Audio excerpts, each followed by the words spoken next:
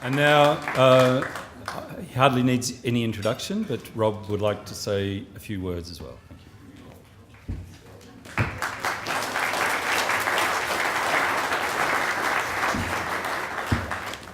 you. Wow. It's good going last. You get to reply, Michael.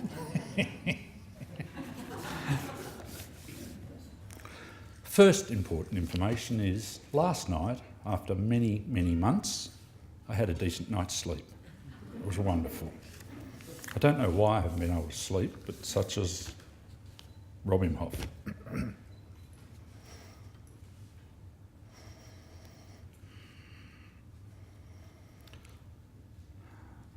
A friend asked to keep it short today, and I said, I am. My intention is to keep it very short. And I was going to keep it very short. I was simply going to say that I am humbled. That's all I had to say today. I have nothing to say about my work, because if it doesn't speak for itself, it shouldn't be in the gallery. But I need to share, obviously, little bits as I always do. A couple of people asked, why Ballarat? Obviously, those that know me would know the simple response is, why not Ballarat? As I said to Gordon Morrison, the director of the gallery, when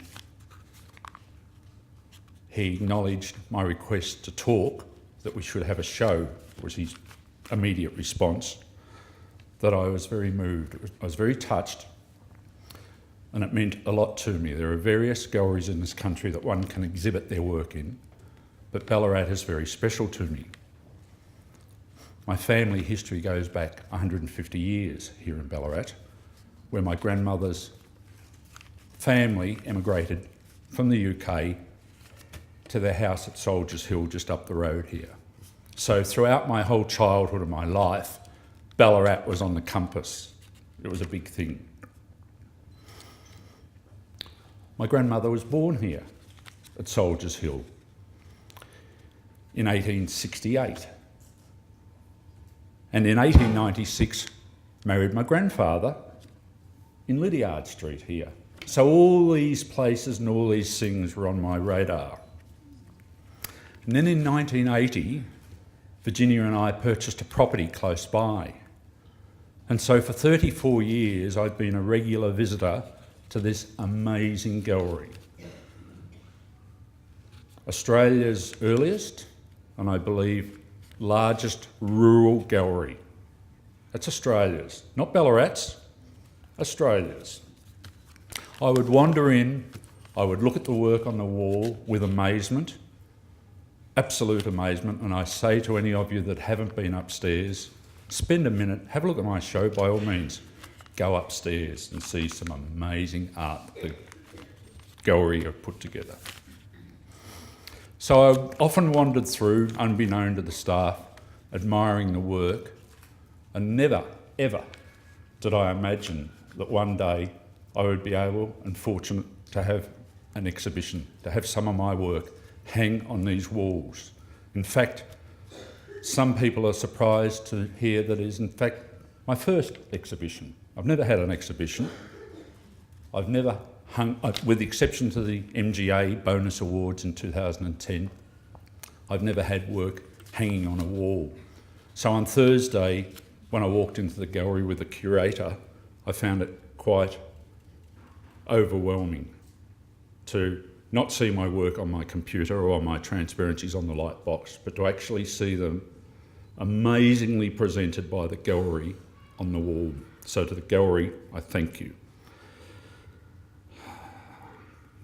I thank Gordon as the director, and a personal special thanks to the gallery staff and the volunteers that are behind the scenes make this gallery what I term as the quintessential gallery that it is, the magnificent place it is. It's been quite an eye-opener. It's easy to walk in the door to all these exhibitions and see the work on the wall and admire the work. I am gobsmacked at the amount of work that goes on behind the scenes to make it happen on the work, diligently, professionally, etc. The preparation for the book and the exhibition, as Paul was mentioning before, has taken a long time. It's taken 7 years when I was first approached, partially slowed by an illness in my life that needed to be taken care of.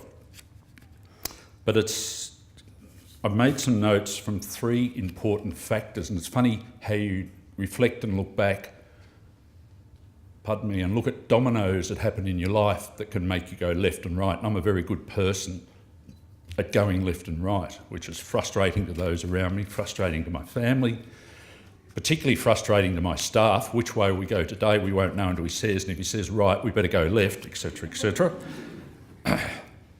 But three factors that occurred in my life from 2002 onwards actually,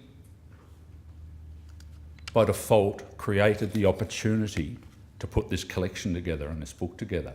If they hadn't happened, the madman would have just carried on being the madman and taking photographs and making commercials and not stopping to smell the roses and looking at the work.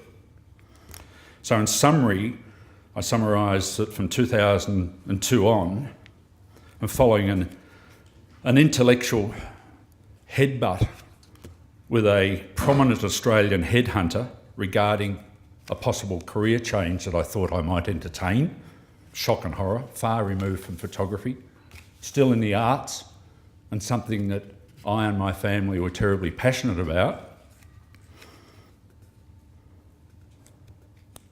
ceased to continue on, as I said, when the headhunter and I had an Imhoff headbutt. And then a head-first collision with my maker. I don't know if you've all got a maker, but I've got a maker. And I found out about my maker on the 21st of October 2004. It left me flat on my back for a period. And then I experienced rejection. Rejection of my services at a leading university that wanted not somebody that's been at the coalface, but someone that's read the books, as education is today, God bless them. My neuro team, and in particular my occupational therapist, suggested that I should take note and listen to my family and step back and do what I'd been asked by Right Light and prepare my book and work on my archive, and in particular with my occupational therapist, as rehabilitation to try and repair some of the issues that I developed from meeting somebody in the street and landing on my back. So I concentrated on the work that was required by Right Light to put the book together. Consequently, the book slowly came together, and in turn, the book led to this opportunity that the gallery have generously given me. I have many people to thank. I can't thank them all today. I start with my family, Virginia, children Roland, James, who can't be here today, Arabella and Rupert, who all carried on leading normal lives while I was often distracted by my career. I thank my team that have worked with me to get the show together. Brian Gracie, who I've seen here today, and I have a relationship, a professional relationship that goes back to when I started in the industry in 1969. Brian, along with Darren and the team at CPL, are the responsible party for making me look so good on the wall. To Brian, Darren, wherever you are, I thank you. Gratitude. Kevin Cooper from Fuji. We won't have a long drawn-out discussion about sponsorship and funding because it's impossible to find and impossible to get. I think I made a quip that life supposedly is good inspiration for writing comedy if you're a comedy writer. I suggested to Gordon a couple of months ago that after the show I'm going to become a crime writer. I've been inspired by sources of trying to not get sponsorship and so forth. To Kevin, I thank you. One person that stood up and says, yes, Fuji will support you. To Kim Bear, Jackie DeBlasi, to Frank Marchesani, to Jesse, the team that have been close to me, that have helped me and taken over the nitty-gritty of the production of the book. I thank you dearly. Great load off my mind. To my good friend John Smallman, there's a group of us.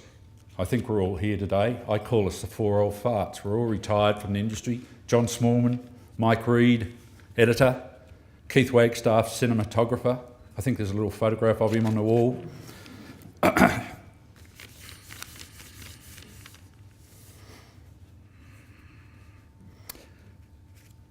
An important little group of getting together and doing things, and John has stood up. John's been at the end of the phone.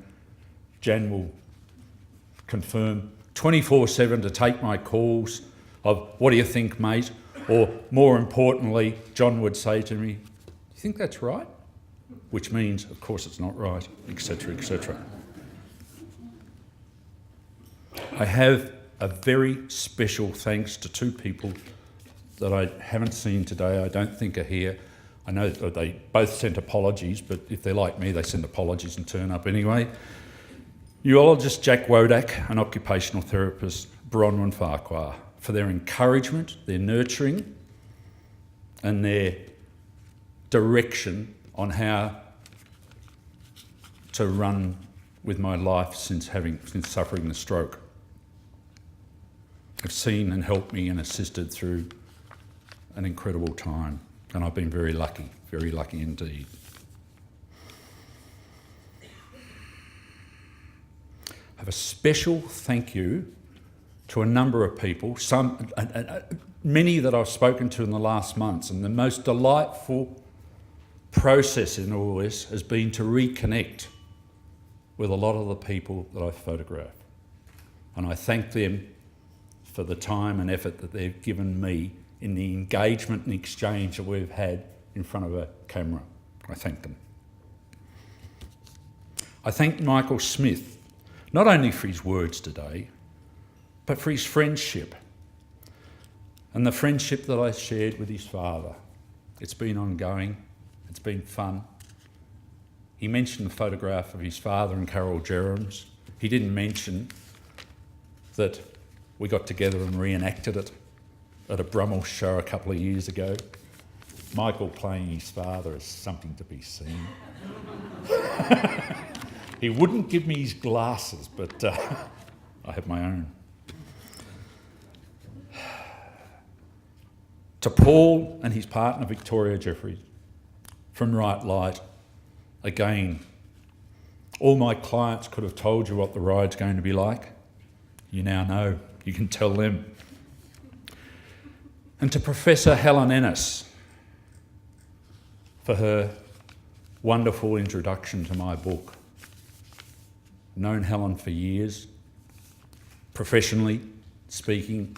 She's an incredibly busy person as she gives enormous amounts to the next generations in her role. And so we had an undertaking. It was a simple one. Helen, if you don't like the work, and a lot of people have not seen my work before the book and before hanging it on the wall, so I haven't really been that fussed. It's more about doing it. I said to Helen, don't like the work, don't do the book. If you're too busy, don't do the book. If you can do the book, write the introduction, I need it on this given date. A day before I get an email. Be on your desk in the morning, Rob. Phone call the following day. You want me to change anything? Can you write one about me, please? Helen, thank you. Can't be here today. Hopefully we'll come and do a floor talk later in the exhibition, but she's currently overseas and couldn't be here. I'm going to jump ahead and a quick thanks to John Spooner. John, I don't know if you're here. I've been looking for you. Michael and I have been looking for you. You said you were going to turn up. No, probably not. Anyone want to play John Spooner? John did a little piece, conspired with me to do a little alteration to a cartoon that I'd seen that he did. We spoke during the week, and he did a little alteration. It's sitting in there with my cameras on one of the display panels. What was amazing weren't only the degrees of separation in our lives and the activities that he does and shares with one of my sons, etc., but the basic fact that we share a common belief. It's expressed in that card. It's basically a simple card. Don't take yourself too seriously. I'm going to skip back now to a part, and I'm sorry about it going on, but there's a very important part. The person to ring me was Ian McKenzie. I haven't written anything about Ian. I've got the words here, Ian McKenzie. A great friend, a friend for well over 40 years, a great person that has given enormously to Australian photography. And in a nutshell, Ian passed away last weekend. He's been a driving force to a lot of us. And the beauty of being a photographer in Australia is that Australian photographers, more than the people that I've mixed with in New York and London, the Australians seem more open, generous and giving and sharing. And Ian was one of those people. Not only in photography, he was a yachtsman, a motor enthusiast, head of the CFA, I think, in some region and so forth, and a variety of things, and he gave 100% to everything. And it was him that rang me when I was in a pretty dark stage after the stroke and said, in his gruff manner, "Get your photographs together and get them into us and get them up to Paul. They want you to be a book." And I said, "You've got to be kidding," but blah, blah, blah, blah, blah. So it was Ian and the dominoes to Paul and so forth. And I wish that he was here today. Ironically, in the car coming here today, my phone went off and it was a message of congratulations and I hope it all goes well. Signed Ian. Is there any other Ians that sent that today, or did it come from somewhere else? Rather remarkable. So in closing, I thank you all dearly for being here today. As I said earlier, I suggest that you have a quick look at my exhibition and then indulge in the marvellous pieces, the marvellous space that is above us upstairs. An outstanding collection that pays testimony to the tireless work that is carried out by the people behind the scenes in this wonderful gallery. I thank you, and I thank the gallery.